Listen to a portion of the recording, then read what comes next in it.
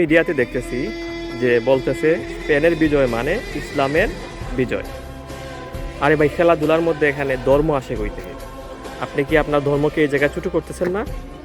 অথচ না আছে আপনাদের খেলা সম্পর্কে আইডিয়া, না আছে ধর্ম সম্পর্কে আইডিয়া। যা জানি না তা থেকে বিরত থাকাই হয়তো বুদ্ধিমানের কাজ। আপনারা বুক ফুলিয়ে বলে বেড়াচ্ছেন যে স্পেনের জয় মানে ইসলামের জয়। আসুন দেলার হোসেন সাঈদীর একটা ভিডিও থেকে জেনে নেওয়া যাক স্পেনের মানুষরা কিভাবে তাদের ধর্মকে কতটুকু স্বাধীনভাবে পালন করতে পারছেন। 500 বছরের ভিতরে স্পেনে মসজিদে আজান হয় না। আজকে বলতে খুব দুঃখ লাগে। ওরা দাবি করে ওরা নাকি ওয়েস্টার্ন সিভিলাইজেশন। আমার একটাই প্রশ্ন, এখানে কিভাবে ইসলামের জয় হলো? আর আপনাদের কাছে আমার একটাই অনুরোধ, ধর্মকে ধর্মের জায়গায় রাখুন, খেলাকে খেলার জায়গায় রাখুন। আপনি আপনার ধর্মকে সম্মান করুন, এভাবে খেলার সাথে কম্প্যারিজন করে আপনার ধর্মকে ছোটো করবেন না।